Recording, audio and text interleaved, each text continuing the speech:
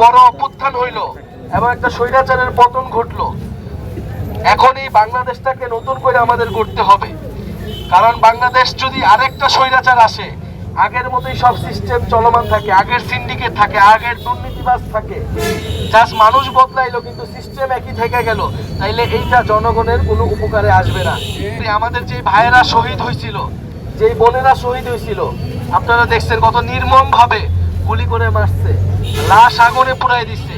এই এত এত মানুষ জীবন দিছিল, রাস্তায় নেমে আসছিল এই দেশটার উপকারের জন্য, এই দেশটার মঙ্গলের জন্য, মানুষের জীবনের যাতে পরিবর্তন হয় সেই পরিবর্তনের জন্য। ওয়ালটন এখন দেশের সীমানা পেরিয়ে পৌঁছে গিয়েছে 50টিরও বেশি দেশে। ওয়ালটন, ঘরে ঘরে, বিশ্বজুড়ে। শুধুমাত্র ক্ষমতার জন্য, স্বার্থের জন্য তারা কিন্তু কেউই নামে নাই, আমরাও নামি নাই। ফলে এই যে এতগুলো মানুষ শহীদ হইল, জীবন দিল, তাদের রক্তের প্রতি ঋণ শোধ করার জন্য আমাদেরকে এই দেশের জন্য কাজ করতে হবে।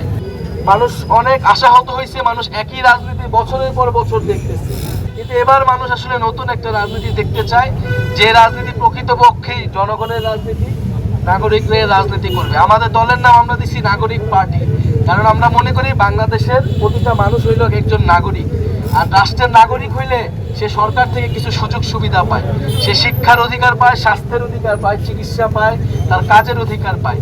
এই অধিকার যতদিন না পায় ততদিন সে নাগরিক থাকে না, সে গোলাম থাকে, সে প্রজা থাকে। আপনারা জানেন যে গত 16 বছর এই বাংলাদেশে কিন্তু এই ভারত, এই দিল্লি, এই শেখ হাসিনাকে বসায় বাংলাদেশের স্বার্থ বিরোধী সকল চুক্তিগুলো করছে। আমরা এতদিন দাসের জীবনযাপন করছি, এই গণঅভ্যুত্থানের পরে আমরা আর কোনো দাসের জীবনযাপন করতে চাই না, আমরা স্বাধীনভাবে জীবনযাপন করতে চাই। এবং এই গণঅভ্যুত্থানে আমরা আরেকটা কথা বলছিলাম যে বৈষম্য, আপনারা শুনছেন শব্দটা, যে বৈষম্য বিরোধী ছাত্র আন্দোলন, যেই আন্দোলন মানুষের যে বৈষম্য, সেই বৈষম্য দূর করবে। আমরা উত্তরবঙ্গের বৈষম্যের কথা জানি, পঞ্চগড়ের সাথে বৈষম্য হয় সেটা জানি। এই যে দেশে নানা ধরনের বৈষম্য আছে, অর্থনৈতিক বৈষম্য, আঞ্চলিক বৈষম্য, এই বৈষম্যগুলো দূর করতে হবে। সকল মানুষের মধ্যে একটা সমতা আনতে হবে, মানুষ যাতে তার অধিকারগুলো পায় এবং সবাই যাতে একটা মর্যাদা নিয়ে জীবনযাপন করতে হয় পারে, এবং বাংলাদেশকে বুকে ধারণ করে, এই দেশপ্রেমকে বুকে ধারণ করে, মানুষের প্রতি দরদ রেখে যে রাজনীতি, আমরা সেই রাজনীতিটা করতে চাই।